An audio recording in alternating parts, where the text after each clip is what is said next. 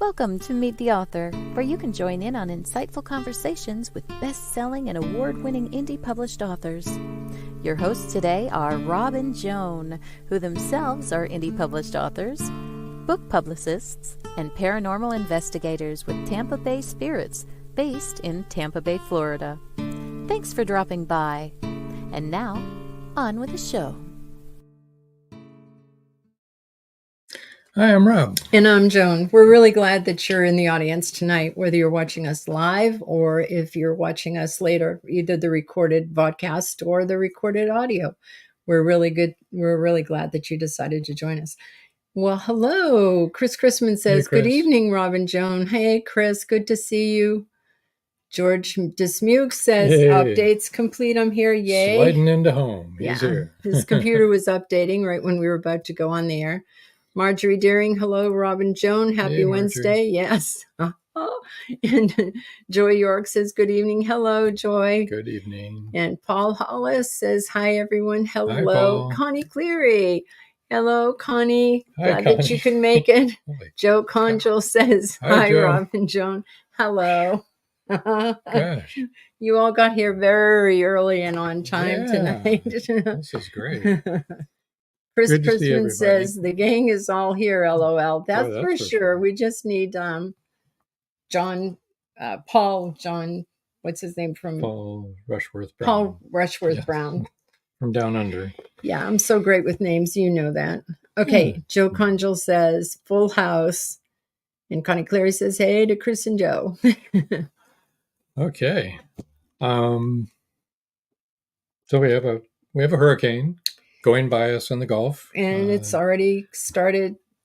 Yeah, Bands have been coming through, so rain bands, not rock bands. say a Okay. prayer that Rain we can bands. get through the whole. Yeah, hopefully. It's right.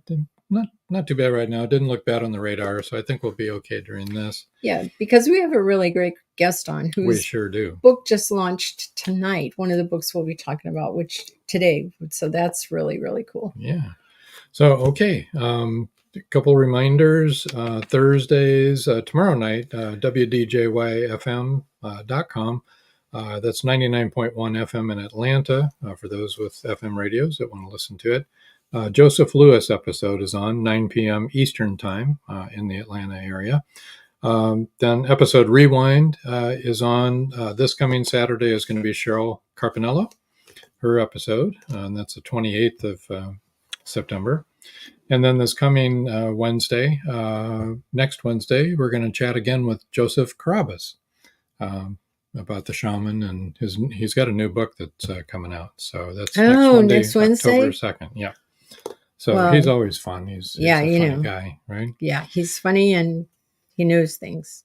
And speaking of hurricanes, the Haunted Campfire Tales episode that we were going to have live tomorrow night has been rescheduled for next Thursday, October 3rd, 7:30 p.m. Eastern time. So Yeah, if you come to the campfire, we won't be there tomorrow. It's a week from now. Joe Conjo said Gettysburg Part 2 tomorrow. Can't wait. It's going to be next week because we had for sure Les and Beth won't have any electricity.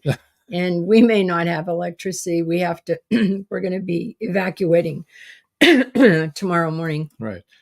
Joe Conjul says, you're killing me. Before we get to the book news, I wanted to tell you about the podcast news.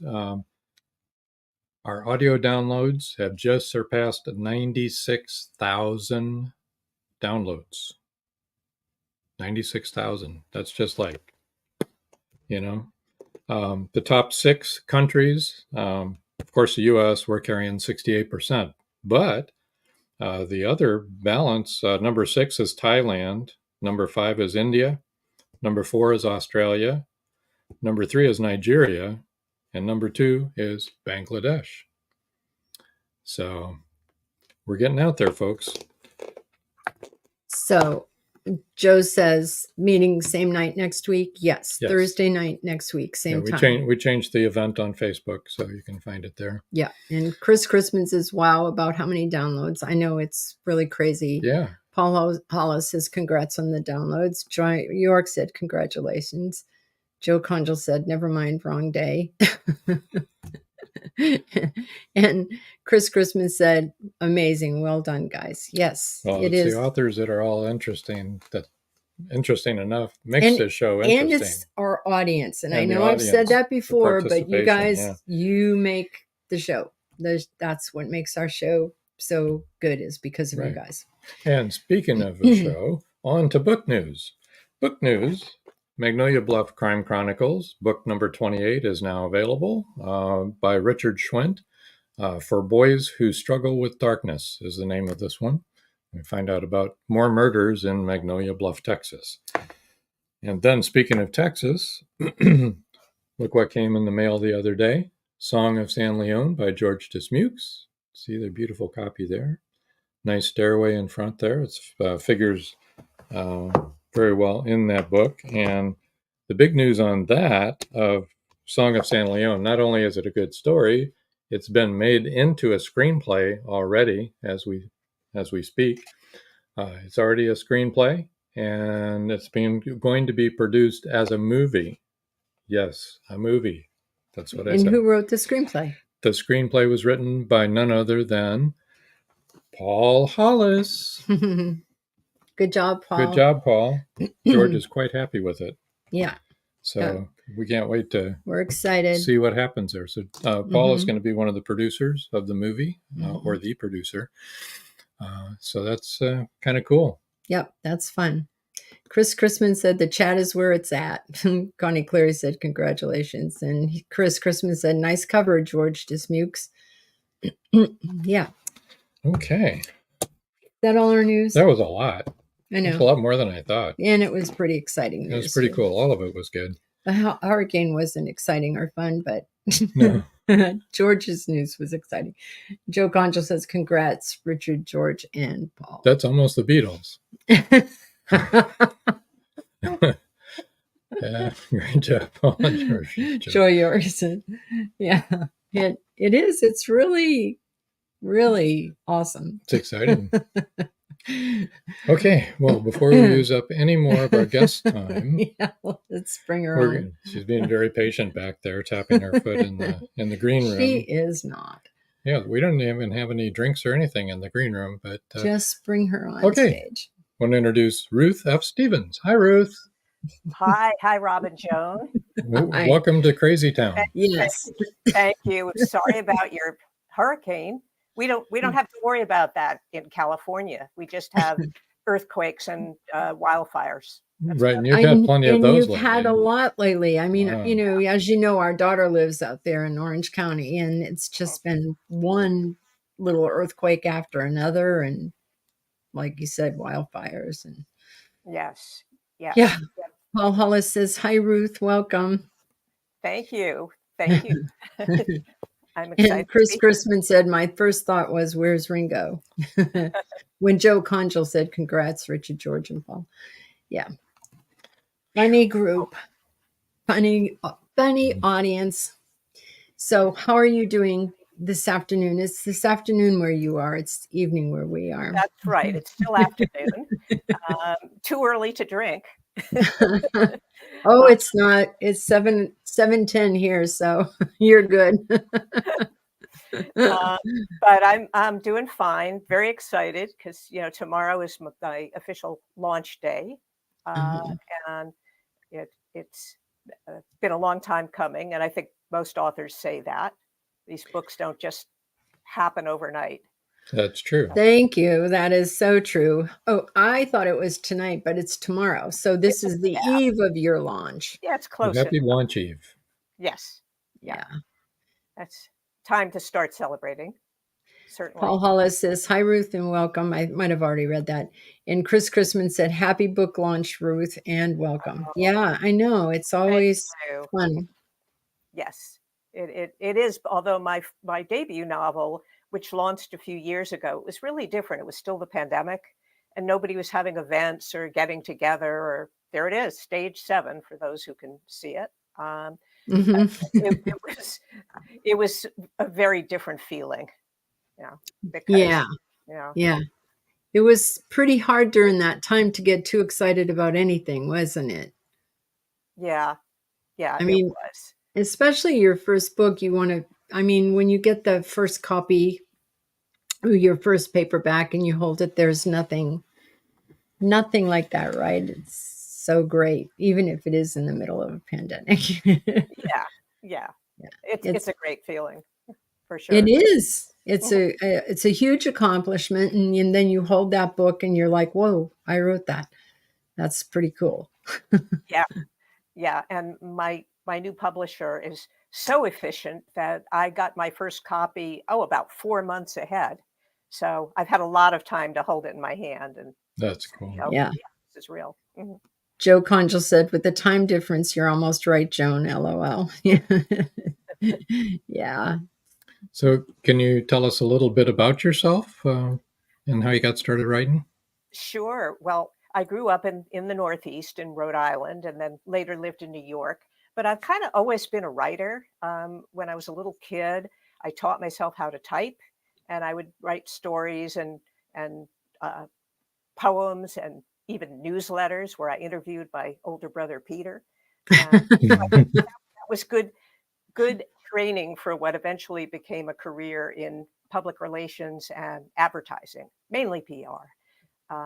So I've always been writing, but it wasn't until I retired from my day job that I decided, well, maybe I could try writing something else. So that's what I did, and I wrote a stage play called Stage 7, because I I didn't know if I had a book in me, but I loved theater and I felt I could write dialogue.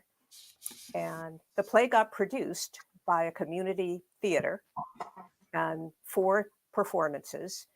And that was like no other experience. I mean, it's exciting to hold your book in your hand and to have readers connect with you or review you, but to be there with an audience of 100 people, and watch the reactions, that's like a whole different thing. Yeah. That must have been fun. It was. And so I try to write, I like to read and write stories that make me laugh and cry. Um, Sometimes even at the same time, but Yeah. as long as there's both in there. And that's what happened with the play. The audiences really did react that way. So that was great. But something else happened that I hadn't expected. So the play was partly based on my mother's Alzheimer's, my experience with my mother who had Alzheimer's in her final years, which sounds like it's going to be really depressing. But as I say, I like funny too. So there's a lot of humor in it, and there's a love story, not between Alzheimer's patients, but the daughter of one and the wife of another. I'm sorry, the husband of another Alzheimer's patient, who in that case was a final stage patient, didn't know anybody, that kind of thing.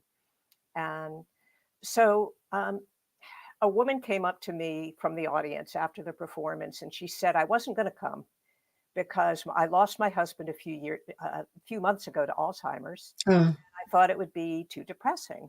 yeah. She said, but a friend of mine had seen it. She said, no, no, no, you should go. It's funny, it's good.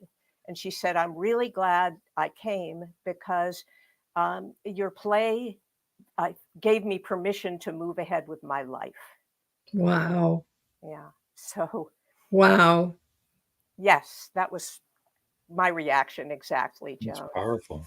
That Yeah. is, I mean, that's so humbling, isn't it? To think you had that kind of an impact with It your work on someone's life. That's Exactly, because I wrote it as an entertainment. I didn't write it to change people's lives, certainly, or have any expectation about that. But when I saw that that was a possibility, I decided to expand it into a novel. Wow. Yeah. Great.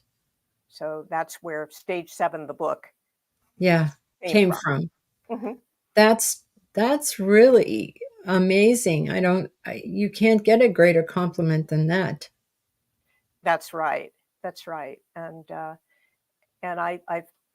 ended up, after the book was published, I was accepted into a group called AlzAuthors, and that's it's just one word, AlzAuthors.com.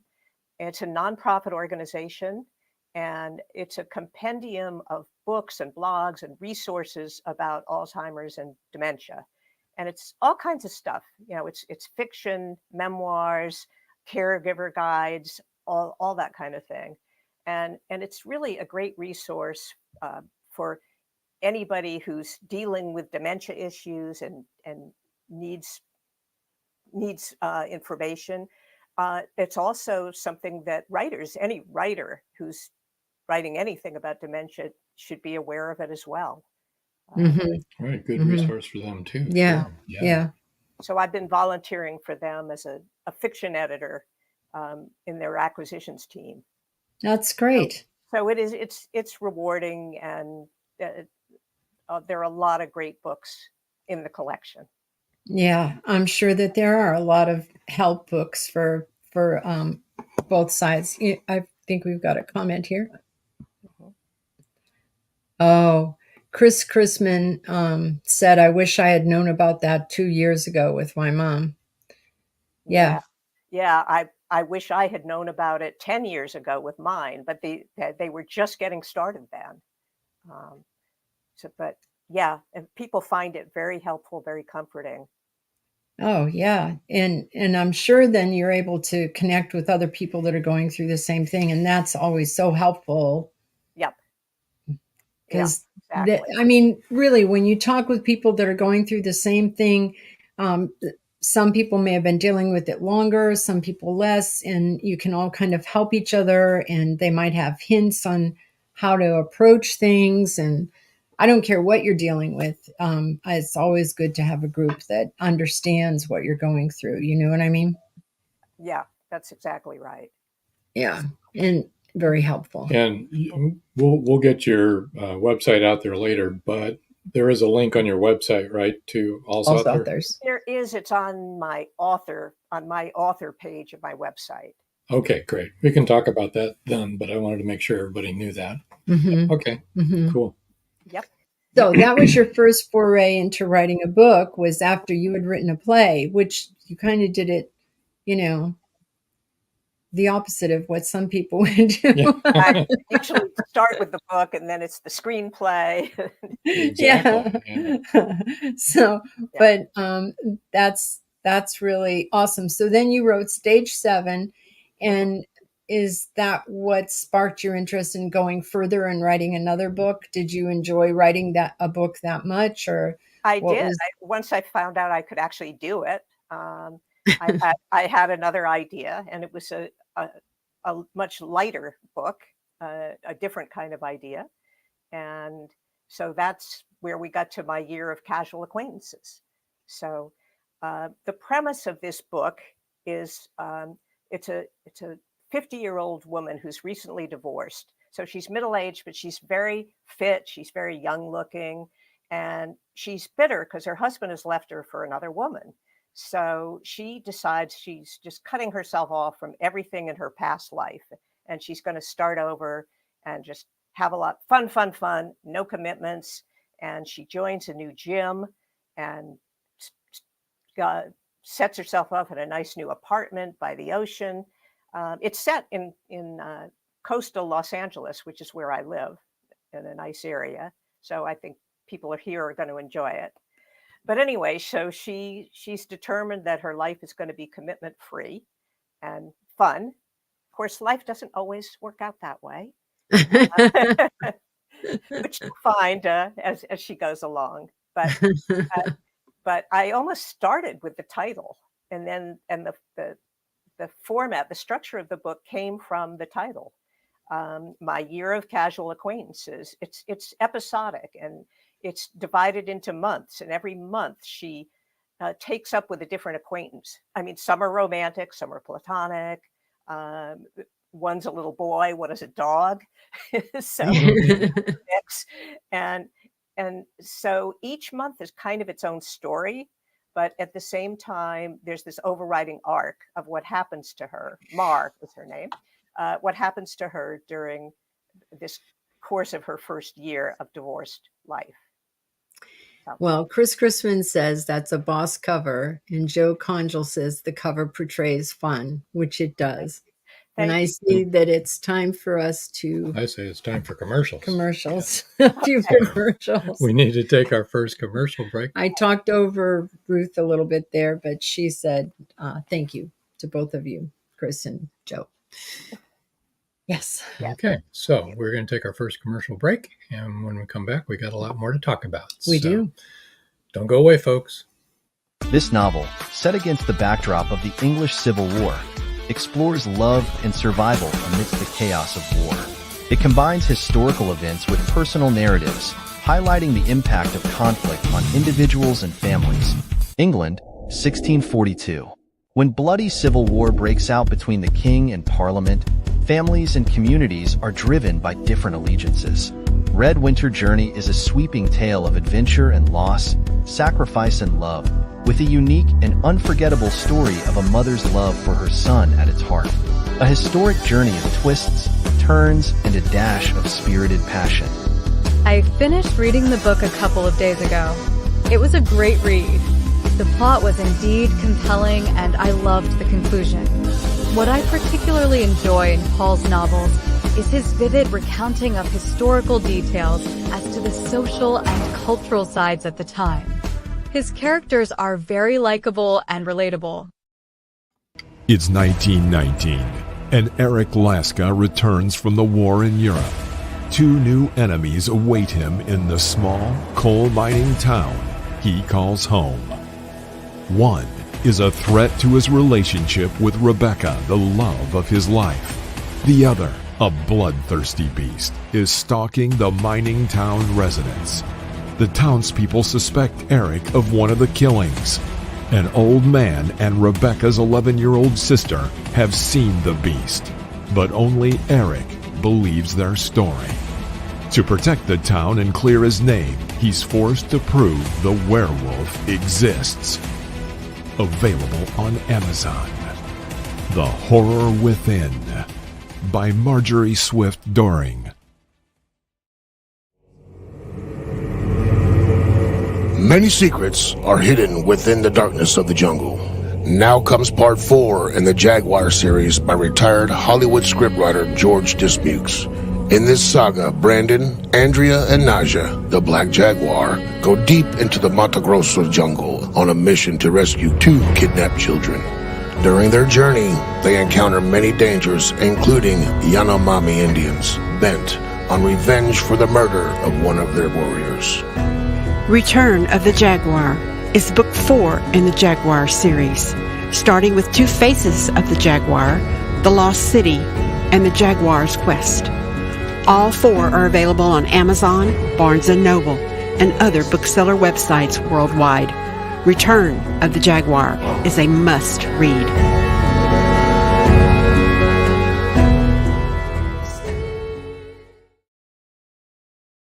And we're back. Paul Rushworth Brown said, hello from sunny Sydney. Love your show, Rob and Joan. Thank you. And we love your commercial that we just played. Good morning, Paul. It's your best one so far, I think. Yeah, I think so too. I like it. Yeah, we love it. Tight. It is. It's really good. Okay. So we say good morning to Paul, good afternoon to everybody on the East Coast, and good evening to everybody else. Yeah. Oh boy. I know. Okay, so let me bring up. We just finished talking about my year of casual acquaintances, and now drum roll for the new book, The Unexpected Guests. You want to tell us, and that's coming out tomorrow. It's No, Casual Acquaintances is coming out tomorrow. Oh, it is. Don't- Oh, I got that all don't- messed Oh. up. You know what? Everybody's getting confused. I'm getting confused because they're coming out only 3 months apart. So Gotcha. it's making me a little crazy, but excited. So this is coming out tomorrow. Yep, correct. Okay. All right. Well, you Ah, set the stage for it. That's coming out tomorrow.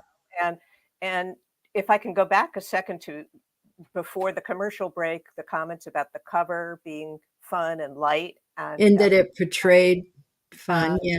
yeah, and that is true. And what a lot of my early reviewers are saying is that they're finding the book to be a fun read, and that it's light, but it's not lightweight, which is what I like, because That's good. it's true that Mar, the main character, is dealing with some really serious issues about rejection and loss and loneliness. Yeah.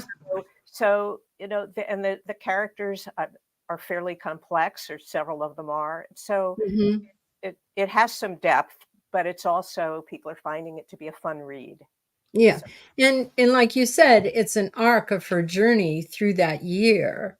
So, yes. there's going to be a lot of growth from Mhm. bitter and, I'm never going to get serious again, all the way to wherever we see her end up at Wherever. the end of the year. And You'll not have, today. you'll have to read the book to find out. Have the next one. So I got that completely backwards. No So problem. the unexpected That guest is was the sequel. Mhm. our That's the sequel, and it's coming out in late December. So 3 months after Casual Acquaintances. okay. But I it get that now. picks up where the first book leaves off. All right. So we have the same cast of characters, sort of, in What? this one. Yes, there's some new ones, but several of the same ones. But it's a different book too, because the first book is all Mar, which is short for Margaret. Where first person POV, we're in her head the whole time. And in the second book, we're not at all. She's still a major player, but 3 of the characters from the previous book are alternating their voices.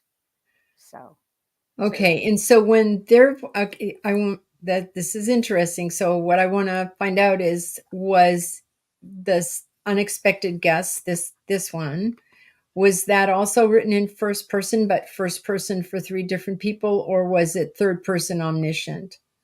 it's more like third person limited. You're kind of in that person's head, in that person's perspective, but Okay. it's not first person. Okay. Yep. First person, that, good for you that you wrote in first person, because Hard to do. it's really hard to do, in my opinion. You think? Joe York says, colorful cover, very eye-catching. Thank you. Yeah, first person to me, I don't know. I didn't find it harder, and it was also present tense, and that eliminates a lot of decisions about past or past perfect, or what do I say here? That's pretty true. It can get confusing. Joe Conjo said, hi, Ruth. Did you complete both books and then set up to do a rapid release, sort of like the romance writers do? Not exactly. I wrote both books kind of before and during the pandemic. So I was never bored during lockdown. I had plenty to do. So I wrote both of the books within the space of a year or two. But then the publishing journey was a lot longer. And then when I eventually wound up with my present publisher, Black Rose Writing, they signed for both books. And it was their decision. So I'd written them a while back, but it was their decision to release them close together, 3 months apart. So that's why you're doing it. Yeah. Mm-hmm. Okay. And Joy York said, that's what editors are for, to figure out the appropriate tense if you didn't. That's true. This is true. Exactly. You wanted to read a passage? Sure, I would like to do that. So, the passage And of it'll the, be from my year of casual acquaintances. that is correct. All right, we're on track. The first We're on one track. coming out in hours from now. So in reinventing herself, Mar joins this new gym where a lot of the action takes place, and that's where she meets she's meeting a lot of people, but she doesn't really know their names. You know how that happens at the gym? Yeah. Yeah. So she makes up nicknames for them. And so you'll hear a lot in this passage about a man about her age that she's noticed around the gym, whom she calls Sexy Eyes. And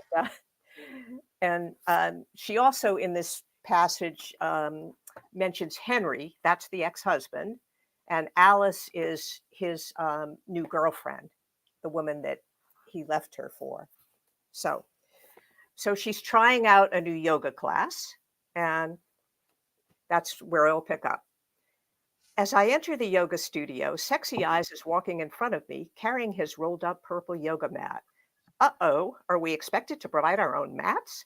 Then I see an open supply closet. I grab a mat, bolster, strap, and 2 blocks, mimicking the others who have claimed their places and are sitting or reclining, already engaged in pre-class warm-up poses.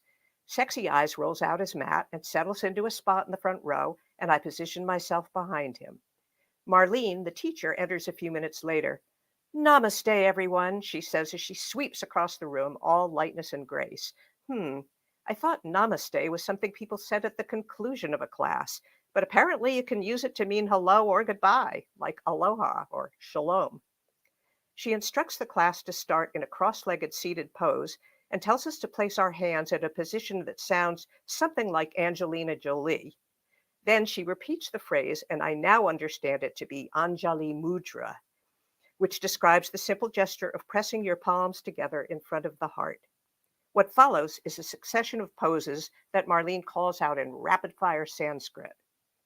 My comprehension of Sanskrit is about on par with my fluency in Mandarin, but I stumble along trying to keep up. I find it helpful to watch Sexy Eyes and follow his lead. His long body is agile and lithe, flowing from one pose to another with effortless skill. He has a light winter suntan that suggests an affinity for outdoor activities. His hair is dark on top, but graying around the edges, straight and thick, in a boyish cut that tumbles across his face whenever he lowers his head or turns sideways in the twisty poses. His limbs are well sculpted, but his is not the bulging physique of a bodybuilder, which is fine by me, since I regard the muscle man look as a major turnoff. The truth is, I'm not watching Sexy Eyes to guide me through the poses as much as I'm ogling him. And why not? I haven't been with a man in a long time, and without question, this man is highly oglable. I reflect with catty pleasure that there's no way Alice can derive this kind of pleasure from observing Henry, whose pale limbs and long bloated torso have gone soft and fleshy from years of inactivity. Though in the bedroom, I guess he hasn't exactly been inactive. Stop thinking about Henry, I command myself. Near the end of class, as we execute a recumbent spinal twist, Marlene sits in a serene lotus pose, organizing small towels into a neat pile. I'm all in favor of multitasking, but is it appropriate for this woman to be folding her laundry? It isn't until we assume our final corpse pose or savasana, and she tiptoes around the room to distribute a warm towel to each of us, that I understand the lavender-scented cloths are to enhance our final relaxation with aromatherapy. I nearly burst out laughing at my own cluelessness, but Sexy Eyes turns his head toward me as he adjusts his pose, and our brief eye contact stifles my impulse to laugh. As I take in the soothing scent of the lavender, my eyelids grow heavy. Next thing I know, Marlene is summoning the group back to consciousness with a gentle voice to lead us through the final Om. On our way out of the studio, Sexy Eyes asks me, "Did you enjoy the class?" I smile up at him. I did, but all those yoga terms go way over my head. You might try Marlene's introduction to yoga class. Only English is spoken there. He must see my smile fade because he adds, kidding, keep coming back and you'll catch on in no time. Is he being polite or is that an invitation? I've no idea, but I float downstairs to the lobby, my body humming with an unexpected frisson of excitement. I can hardly wait to get back to Hatha Yoga to work on all those unpronounceable poses. Very, very Very good. good. Thank you. And Entertaining. very relatable because our daughter is a yogi. So Oh, we've been to many yoga classes. Okay. So, all right. George Dismuke said, Paradise, my prison, was in first person. It drove me nuts. I agree with you, George. It's difficult. I think it's difficult for us. Great that you were able to do it. Yes. And we've had other people on that really enjoy writing in first person, but I think it's a lot of work. Chris Christman said, just FYI, Rob, the YouTube stream is good. That's Thank great. you. That's good to hear. Joe Conjal said, love it. Sounds like she wants more than a casual acquaintance with sexy eyes, LOL. Yeah, I think that's pretty clear. Paul Hollis said, wow, great read, which it indeed was. Chris Christman said, very good. Joy York said, great read. Chris Christman said, the dialogue, I knew exactly how she was thinking. Yeah. Mm-hmm. It was a great visual there. Yep. It was like you were right there. You know? And I like it when people use words like frisson. It's like, yes, thank you. And Angelina Jolie. Oh, that was funny. That's funny. That was really funny. That was from personal experience because when I started doing yoga, that was what it sounded like to me. I had to look it up and see. Oh, okay. Anjali. Yeah, I know. Our daughter runs through all that, and we're just like, okay. Love it. Old Global in particular. Yeah, I like that too. Not sure if it's in the dictionary, but yeah, it's pretty good. DG McCool says, great job. Hi, Dale. Welcome. Hi, Dale. Thanks, everybody. Appreciate it. Yeah. Oh, no, it was really good. I see why people think that it was light, but not lightweight, because that section was definitely light, but not lightweight. Right. I mean, well done. Oh, thank you. You know, that's difficult to convey that much.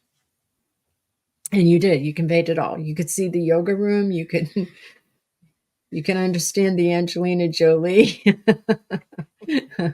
You could feel the lust. About sexiness. And this is the Seaside Fitness, the gym where a lot of this is set, is based on my real life health club.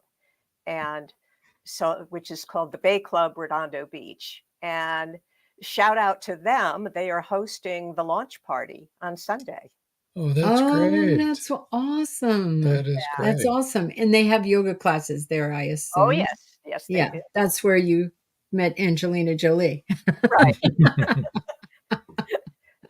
But not Brad Pitt, however. Yeah, I don't think there's a Brad Pitt pose. Well, there could be, I suppose. Yeah, I've never heard a Sanskrit word that sounds like Brad Pitt. Yeah. No, you're probably right. Yeah. And namaste, we got all that. Okay. Actually, it means I bow to you, right? That's it. Namaste. So you can see it before. The literal translation means that. But yeah. Yeah, before or after. Yeah, that would be appropriate. Mm-hmm. It just means respect to the other person. But a lot of people close their sequences with that. With namaste. Yeah. Right. Which is really, you see it before or after. That's probably where that idea comes from, you know. Mm-hmm. Yeah, but it is more like aloha or shalom, which can be used for very multiple things, you know. And the same with namaste. Yeah. So do you still do yoga? Are you enjoying it? Oh, I enjoy it very much. During the pandemic, the Bay Club started holding beach yoga classes. Oh, nice. And so they used to be daily because they couldn't really do anything else at the time. Right. But, so now they don't have them as often, but I still like to do that on Sundays. It's just wonderful being down by the water and the sea lions are barking and you hear the crashing and it's amazing. Yeah, that's great. And Yeah. I know that we've done with our daughter, we were she and her family were on a vacation in Maine, and every morning we did yoga outside, and it was really, really a great way to start the day. Yeah. Yeah. Yeah, it's And wonderful. here's a real good way to start the day too, by picking up one of these books that our sponsors are going to be talking about on our commercial break. And Ruth. And Ruth's, of course, pick up Okay. Ruth's Yeah, book, for of sure. course, yes. But anyway, we do need to take a break for our sponsors, and we'll be right back, you guys. Don't go away. Profiteers are preying on displaced souls who seek freedom, sacrificing everything. Wanting to give their children hope and a future, but they wrongly trust on a roll of loaded dice. Teens are picked off and sold into slavery. Cartels offer the choice to strong young men to move illegal drugs over the border or die. The R Group and CATS team leaders want to end Mateo's inhuman business model. The heroes must derail the human exploitation and opioid epidemic, killing people in increasingly dramatic numbers. If they can save even a few from the jaws of death, they win. The present-day battle is in full swing, yet it can end badly for humanity unless the Enigma heirs triumph. Who will survive the onslaught? And how fast can they make Mateo pay?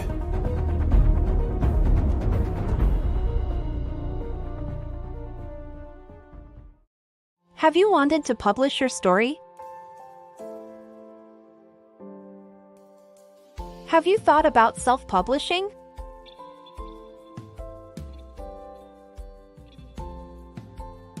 Today is your day. 5-star Amazon review.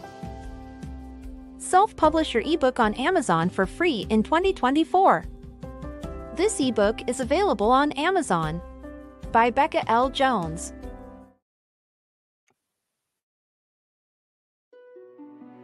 Paradise, my prison. Charlie Flint awakens from a deep sleep and finds himself alone on a tropical beach surrounded by a palm tree jungle and exotic animals. He cannot remember who he is or anything about his life. First, he must find food and build shelter and protect himself from hidden dangers. As his memory gradually returns, it reveals what a very flawed person he is. A man who made too many mistakes, made too many enemies. The implications of the truth are staggering. How did Charlie get there? And will he save himself? Paradise, My Prison is the riveting new suspense thriller from retired Hollywood scriptwriter George Dismukes. Paradise, My Prison by George Dismukes is available in jacketed hardcover, softcover, and all ebook formats worldwide. And we're back. Indeed we are. Well, first of all, let me bring up Ruth's website. It's ruthfstevens.com. And for those of you that are listening, that's ruthfstevens.com. And you can reach her there, and you can find all of her social media and all that kind of good stuff. Right? Right. Okay, good. One of the things I wanted to ask you about was your publishing journey, because you talked about it a little bit earlier, but would you like to fill us in on how that went? I will give you the condensed version because we don't have another hour. Stage 7 was hybrid published.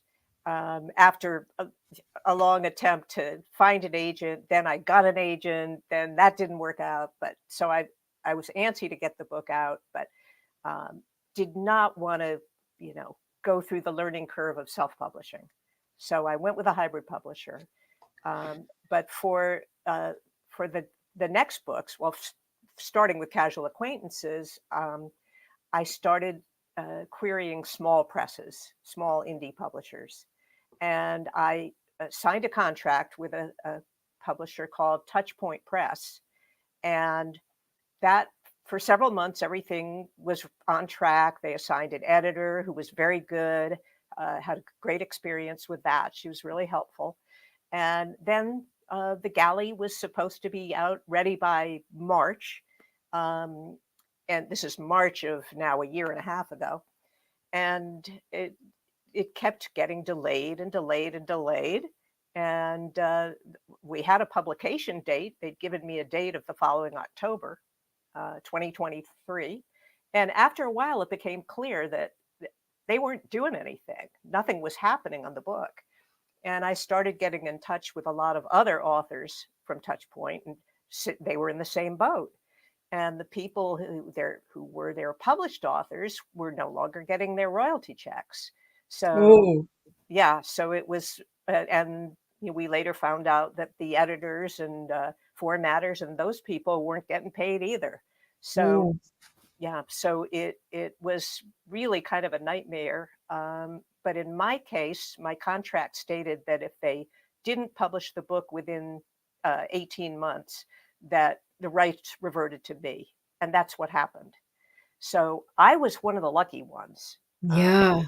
Because just last week, the Authors Guild, their legal department, reached an agreement with Touchpoint, and Touchpoint has closed its doors. They've stopped publishing, and there's going to be an escrow account set up, which will be like court supervised, to try to pay back these royalties or some of these royalties to the poor authors who are owed money. Wow. Yeah, it's terrible. So, I mean, I was really one of the luckiest ones, because when I saw this was happening, I started querying others, and I ended up getting this 2-book contract with Black Rose Writing. And they've been terrific. I mean, it's such a breath of fresh air after what I've been through, with the bad experience. Do you know what happened? Why they did that? Or, had they been publishing before? And yeah, they had. I knew a couple of people who had published with them and said, they thought they were good, and they had been doing okay. And then I think they started signing up too many authors, and they fell behind, and the publisher top person had some issues, and things just disintegrated. Do you have any advice, like red flags for people to watch for or something, so they don't get into that situation?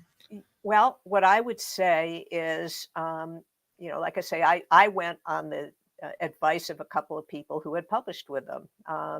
But my advice would be dig deeper, do your own research. And there's a site out there, Writers Beware, that monitors this stuff, and that they watchdog it, and they publish articles about publishers that have had complaints against them. If you belong to the Authors Guild can help also. And just Googling, complaints against, publisher XYZ, and see what comes up. And you got to be careful there too, because there's always somebody who's going to complain about anything. Right. Like our book reviews, right? There's always somebody who's going to hate your book. Right. Yeah. And for no good reason, but yeah. So, Marjorie Deering says, as if writing isn't hard enough. That's so sad. Yeah. You're right, Marjorie. It is. And that was rough. But I got one piece of advice from what you said, is that you had it in your contract that if they hadn't published it within 18 months, then the rights reverted back to you. And that was standard. That wasn't something I asked for. That was in all their contracts. And most contracts should have something about that. What happens if the publisher just decides to sit on it forever? Yeah, because it happens. Yes. We've heard horror stories. So that's why you have somebody look over your contract who, if not a lawyer, somebody who is familiar with publishing contracts. Right. Well, I'm glad though that you got out of it okay, and now finally you're going to see both books published. Yes. In a very short period of time. Yeah. 3 months you're going to have. Oh, it'll be coming out around Christmas time. Yes, actually, December 26th. So Day after Christmas. Good. Boxing Day. Mm-hmm. Marjorie Daring said, and yet that's 18 months wasted. Mm-hmm. Yep. Yay, indie publishing. Yeah, I agree. That's the route we go. We indie publish. Mm-hmm. Then anything that's messed up, that's on us. Exactly. But yeah, but you're having a good relationship with your publisher now. Oh, There are good publishers out there. yes, and this sure seems like one. And looking at some of the other authors' experience, some of their authors who've been with them for several years and several books, there's a lot of success stories and a lot of camaraderie. Well, authors are amazing that way, and they've got a Facebook group for their authors. And if you put any question out to the group in the morning, it can be, hey, have you ever tried such and such a promotion, or anything. By the end of the day, you'll just have a long list of comments and feedback. That's good. That's Yeah. good. Joe Conchel said, how involved is Black Rose with the marketing? Well, that's one of the things that I really like about them, because I think that a lot of small presses are not so strong on the marketing end. And Black Rose really is. And they offer a lot of support to authors, a lot of options. And some of it the author pays for, some are done on a co-op basis, but it's all optional. You don't have to do anything they're suggesting. They also help guide us through processes that my hybrid publisher never did. Like, here's a list of reviewers that you can submit to, and here's how to do it, and here's the web link and how far in advance to do it, that kind of thing. So that's good. Yeah. That's very good. Did they help you pick your genre too, so that you have the right analytics for dear old Amazon? Well, I'm leaving that to them. So they hopefully, yeah, I think they know what they're doing more than I do. Obviously, the author has input, but genres, there's so many now of these subgenres.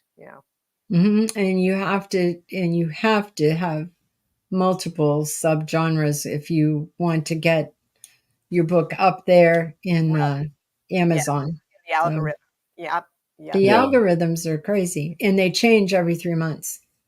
It's on Amazon. It's crazy. My book isn't out, and I just for the heck of it, I look at the rankings, and it's ranked, and of course the rankings change every couple of hours, and I have no idea where that even comes from. Out yet. AI gone wild, I think. Yes, I know. It is. It's really crazy. Mm. But it's something we all have to live with. The easy part of being an author is writing the book. Yeah. So we only have a minute or two left. I wanted to ask you if you had anything beyond on the drawing board at this point, or in the works. What can people expect? Well, so right now, these two books are called the South Bay series. But when it's two books, it's kind of more of a set than a series. So I would like to tackle a third one, but with everything that's gone on with these two, I haven't found the time for that yet. But I do have a lot of notes. So okay, so that's kind of the direction you'll be heading in then. Okay, that's good to know.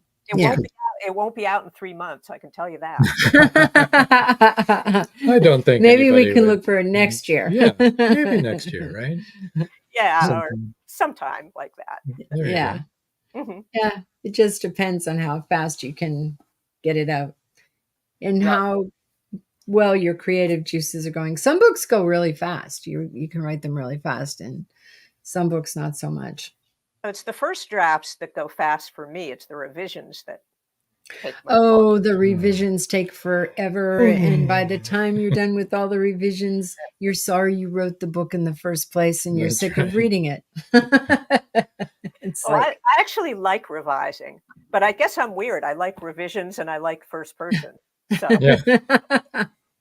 I hate going over and over and over and over the It's book good to again. be unique, though, right? Yes, it is good to be I unique. guess. So you're unique. You like revisions and you like first person. Though I think a lot of people like writing in first Right. person. We just find it. Well, we difficult. liked having you on, Yes. and it looks like it's about time. Yeah, it's about time that we have to go. Okay. So, wanted to thank you for being on. I want to remind everybody to go to your website. That's ruthfstevens.com. All of her social media links are on there, and the link to the AlzAuthor for the alz.com for the Alzheimer group can be reached through her as well. And it's something that a lot of people are probably really interested in. So thanks for making us aware of that too. We have a few comments before we sign off. Joe Condor said, great show tonight as always. Thank you, Ruth. And of course, Robin Joan. Thank you, Joe. Chris Chrisman said, great show. Thanks, Ruth. Thank you, Chris. Joe York said, wonderful show as always. Thank you, Ruth, Joan, and Rob. Thank you. Thanks. And Marjorie Deering says, thanks to all of you. And thanks to our audience. Yes. We're going to move you over to the side here. Want to make sure you remember to join us next Wednesday to talk with Joseph Carabas. Always a fun time with him. It and is. His pizza making self. Yeah, we got him to buy a second pizza oven. He bought the same one we did. Right. Remind everybody, pick up your copy of Song of San Leon by George Dismukes. And look for the movie. And watch for that movie. It's going to be out. Yeah. Not tomorrow, but it will be there. Well, yeah. I believe it. So, I guess. What? Until next time. That's all, folks.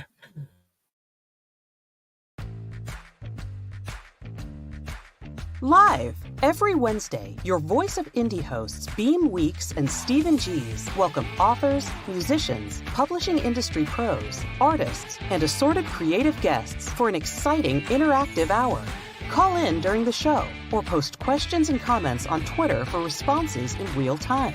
Meet your favorite indie creators. Learn inside tips, network, and promote your work. The link for each week's show is pinned on Twitter atop @VoiceOfIndie, and you can receive the link every Wednesday morning in your inbox by subscribing to our newsletter at freshinkgroup.com. Check out Voice of Indie every Wednesday on Blog Talk Radio and catch hundreds of episodes archived everywhere from our websites to our YouTube channel and Spotify. Thank you for joining us here on Meet the Author. Make sure you stay up to date with our show by clicking like, follow, and share. And you can find us on Spotify, iTunes, and more. See you next time on WLFE-DV.com.